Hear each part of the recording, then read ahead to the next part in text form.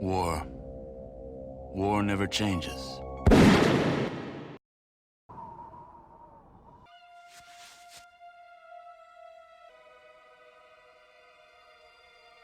What you be needin'?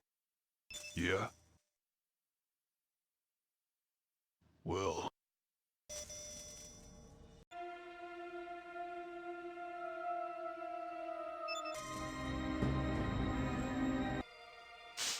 Chosen One, how did you get here? Careful, do not touch the glow wall.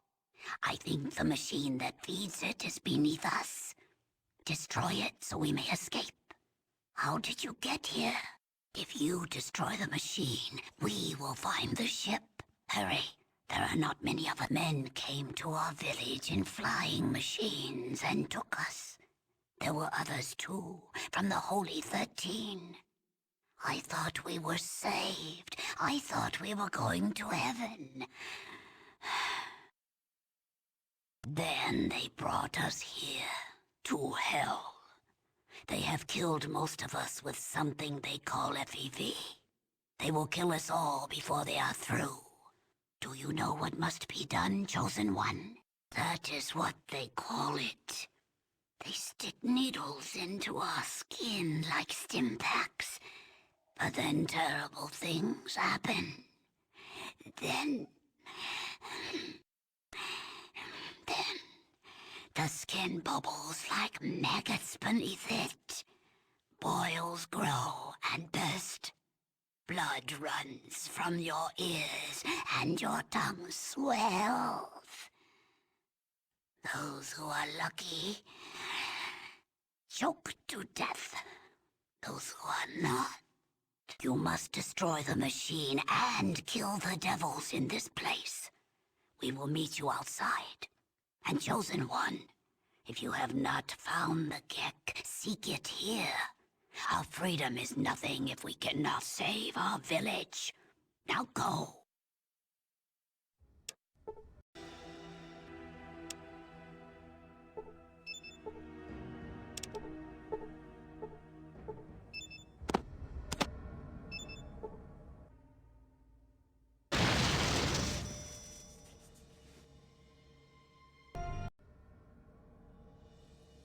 You've gotten a lot farther than you should have. Me, Frank Horrigan, that's who. United States making our reactor meltdown means that things are going to be pretty hot in here soon. Pity you won't live long enough to see it.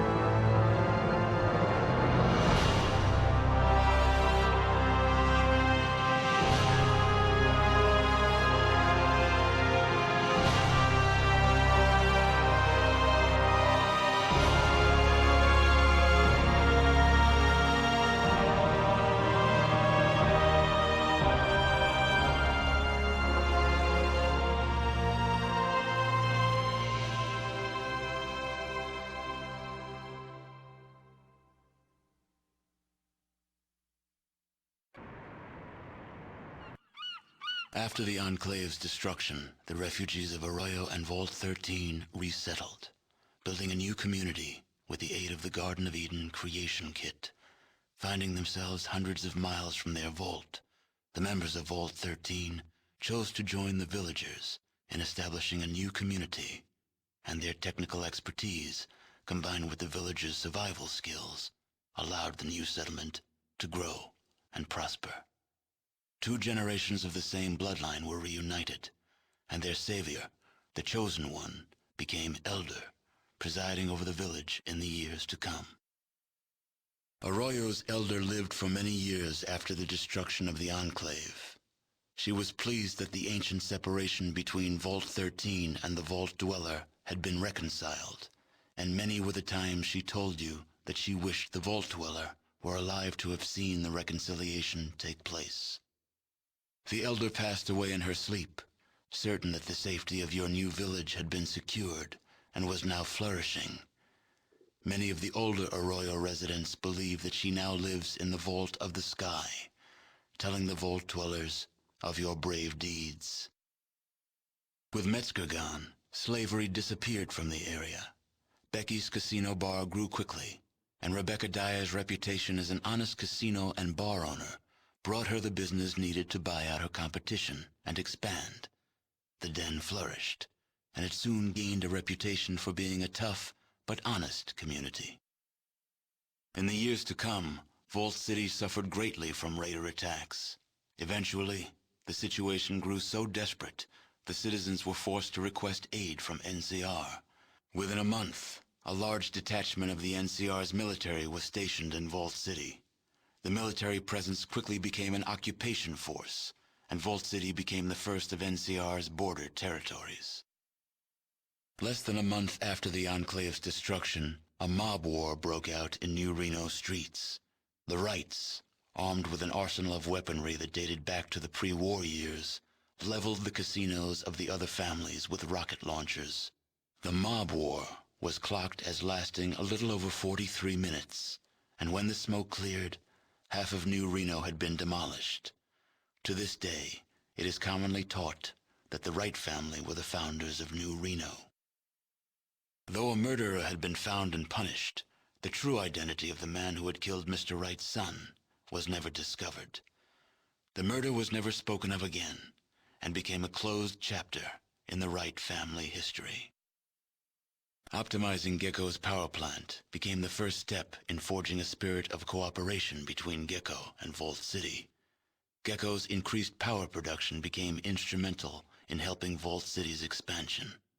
The harsh xenophobia of many of Vault City's leaders faded into obscurity, while ghoul and human labored side by side to create a center of learning and tolerance where once had stood only enmity and distrust. You still hear mention of Harold from time to time. Apparently, the tree growing from his head has gotten larger, and if rumors are to be believed, fruit is growing from it.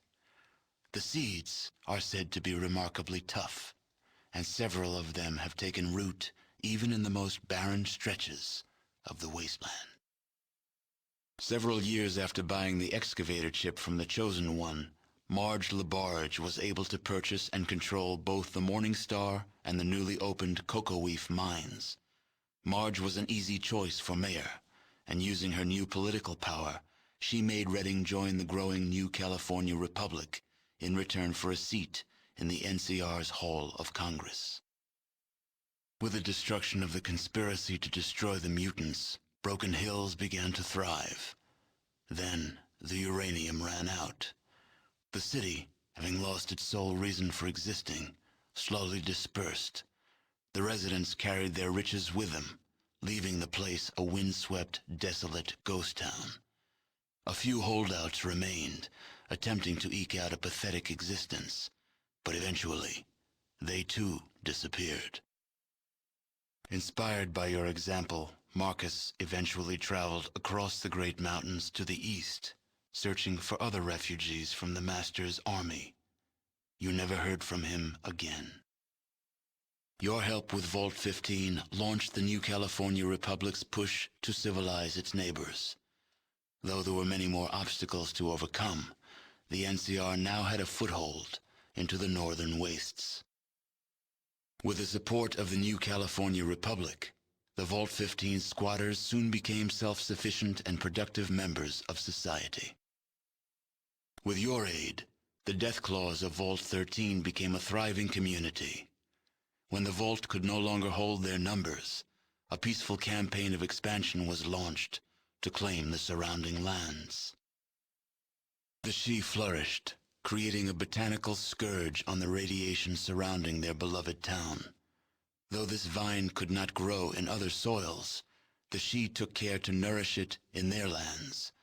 They continued to grow in strength and prominence, forming the basis of a new empire. As for the tanker vagrants, well, as vagrants do, they drifted on. The destruction of the Enclave erased all trace of President Richardson from history. Now the title of president is used simply as a boogeyman to frighten children.